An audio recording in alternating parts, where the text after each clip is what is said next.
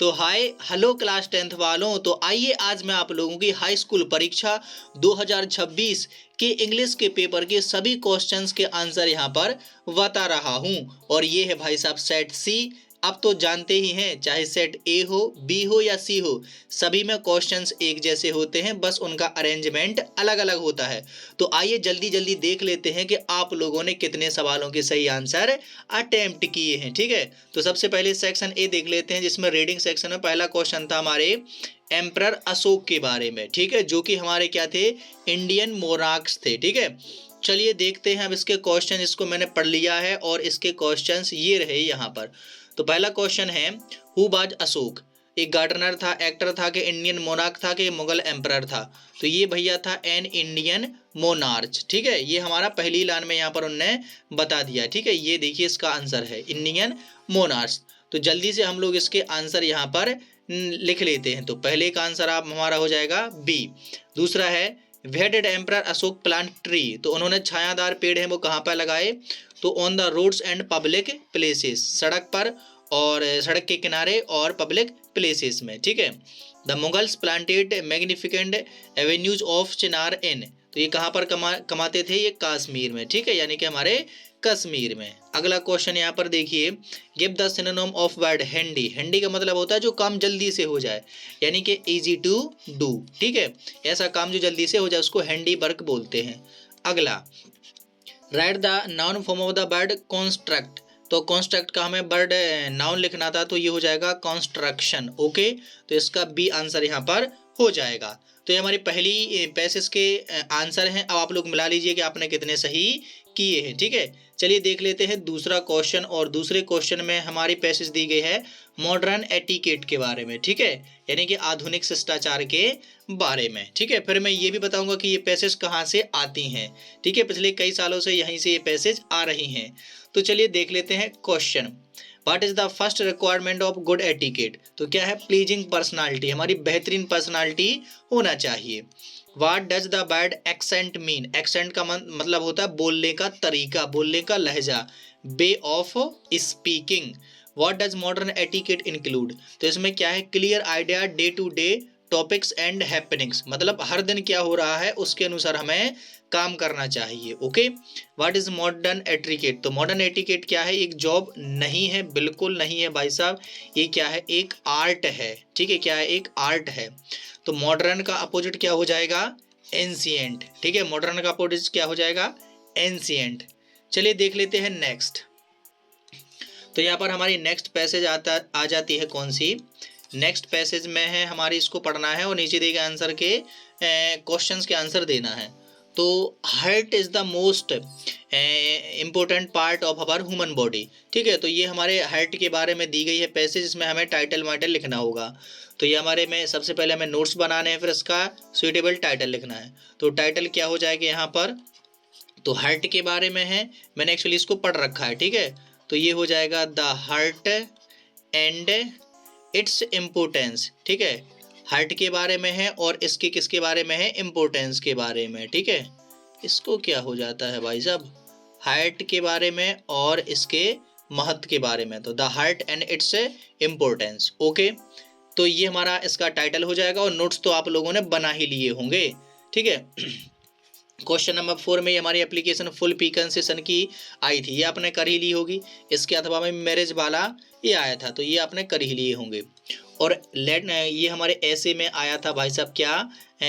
Utility of science in our daily life, यानी band of science का ही निबंध यहाँ पर आया था, तो ये तो आपने कर ही लिया होगा। और वुमन अनएम्प्लॉयमेंट पर आया था ये पैराग्राफ, तो साइंस वाला तो आपने लिख ही लिया होगा। यदि नहीं लिखा है तो मैं जल्दी से आपको बता देता हूँ। ठीक है, और ये पिक्चर के बारे में इसका आंसर आप लोग यहाँ पर देख सकते हैं। ठीक है, इसमें एक प्राचीन काल की एक जो महिला है वो दिखाई दे रही है, पुराने टाइम की, जो कि दीवार पर यहाँ पर क्या बना रही है? उपले बना रही है। ठीक है, और एक ही व्यक्ति यहाँ पर देख रहा है। तो ये प्राचीन टाइप की एक तस्वीर है। ठीक है, ये यहाँ पर दिखाई गई है। तो इसके बारे में लाइनें मैं बता देता हूँ आपको, ये रही। ठीक है, अब देख लेते हैं जल्दी से सेक्शन सी, यानी कि हमारा ग्रामर का आंसर्स। तो देखिए भैया, ग्रामर के आंसर्स में आप लोगों ने तो देख ही लिए होंगे, बहुत ही सिंपल सी ग्रामर आई थी, कोई कठिन यहाँ पर नहीं थी। तो आयशा आ वन आइड मैन, ठीक है, क्योंकि ये वन लिखा है तो वा वन की जगह से इसके ए आएगा। तो walk carefully लेस्ट you may fall, धीरे से चलो वरना तुम क्या हो जाओगे, गिर सकते हो, ठीक है। अगला है रेखा प्लेइंग क्रिकेट सिंस 2015, तो रेखा के साथ में हैज बीन आ जाएगा, क्या आ जाएगा, हैज बीन, ओके। तो he is heard of hearing, उसे सुनने में दिक्कत है। राज हैज मैनी फ्रेंड्स, ये तो सम एनी मच मैनी का था, तो ये तो सिंपल सा है। डिड माई ड्यूटी एस्टरडे, तो यहाँ पर क्या आ जाएगा, did. I did my duty yesterday, अगर यहाँ पर एस्टरडे नहीं होता तो डू आता, ठीक है। चलिए देख लेते हैं अगला और लास्ट वाला क्या है। I want to buy A car, okay, यहाँ पर क्या हो जाएगा, वाई। तो ये मैंने पूरे साथ के साथ बता दिए हैं। अब आप लोग मिला लीजिए कि आपने कौन सा आंसर यहाँ पर लिखा है, उसके अनुसार अपने आप यहाँ पर मिला लीजिए कि कितने सही हैं। अब देख लेते हैं डू एज डायरेक्टेड यहाँ पर क्वेश्चन नंबर 8 के। तो देखिए क्वेश्चन नंबर 8 में है ही इज टेकिंग टी, वह चाय पी रहा है, तो हमें चेंज द पैसेज करना है। तो ये बन जाएगी टी इज ए टेकिंग, तो हमें टेक का थर्ड फॉर्म लिख देना है, ठीक है। तो टी इज टेकन, ठीक है, tea is taken by, he का क्या हो जाएगा, him, tea is taken by him, okay. Riya writes a letter, तो नेगेटिव बनाना है तो क्या बन जाएगा, रिया, और देखो बर में एस लगा है तो क्या लग जाएगा, does, Riya does not write a letter, okay, ये हो जाएगा। वी ईट फूड बी में लिव, तो ये हो जाएगा, पहले तो ये पूरी लाइन लिख देंगे, वी ईट फूड, फिर यहाँ पे सो दैट से जोड़ना है, सो दैट, फिर ये लिख देंगे वी में लिव, हम खाना खाते हैं ताकि जीवित रहें, ओके। सो दैट सीधा सीधा जोड़ देना था, फिर दूसरा सेंटेंस यूं ही लिख देना था, ठीक है। सीमा गेव मी अ पेन, तो प्रेजेंट इंडेफिनिट में बदलना है, तो सीमा यहाँ पर क्या आ जाएगा, गिव्स, सीमा गेव की यहाँ पर क्या आ जाएगा, केवल गिव्स, और बाकी पूरा का पूरा same to same, Seema gives me a pen, क्या बन जाएगा, Seema gives me a pen, okay, पूरा। अगला है Bhanu is so poor that he can not buy a pen, तो इस सो की जगह पर अपन लिख देंगे बड़ा वाला टू, यानी कि TOO, ठीक है। भानु इज टू पुअर, और इस दैट ही कैन नॉट की जगह पर आ जाएगा क्या हमारा टू, तो Bhanu is too poor to buy a pen, ठीक है, ये पूरा का पूरा यहाँ से हट जाएगा, ओके, इसकी जगह पर आ जाएगा टू, तो Bhanu is too poor to buy a pen, okay. अगला ये क्या बन जाएगा, they are playing football in the playground, ठीक है, they are playing football in the ground, okay. अगला क्वेश्चन है the moon shine brightly in the sky, तो करेक्ट करना है तो साइन की जगह पर आ जाएगा साइंस, द मून साइंस, केवल एस जोड़ देना है, the moon shines brightly in the sky, क्योंकि ये सिंगुलर सब्जेक्ट है तो सिंगुलर यहाँ पर वर्ब लगेगी, ओके। तो ये थे हमारे डू एज डायरेक्टेड। अब आप लोग मिला लीजिए कि आपने कितने यहाँ पर सही किए हैं, ठीक है, और मुझे जल्दी से कमेंट में बताइए कि आप लोगों का कितने का यहाँ पर पेपर गया है। अब पहुँच जाते हैं अपन लोग सेक्शन नंबर डी में, ओके। तो सेक्शन डी में जरा देख लेते हैं, पहले क्वेश्चन में क्या दिया गया हमारा, choose the correct option, Lencho wrote a letter, तो लेंचो ने किसको लेटर लिखा था, तो गॉड को। अभी देख रहे खुशी के हमारे मेरी जबान है वो लड़खड़ाई है, क्योंकि सारे क्वेश्चन आ गए हैं वही के वही जो अपन ने यहाँ पर बता रखे थे। अगला, what was the name of Anne Frank diary, तो उसका नाम था किटी, KITT बाई, ध्यान रखना ये नहीं था, ई वाला नहीं था, ये आई वाला था। Where did Rajveer and Pranjal study, तो वो दोनों कहाँ पर पढ़ते थे, तो हमारी नई दिल्ली में, ओके, यानी कि दिल्ली में। अगला, वेयर इज कूर्ग, तो कूर्ग कहाँ पर है, कर्नाटक, कहाँ से कूर्ग और कहाँ से कर्नाटक, ओके।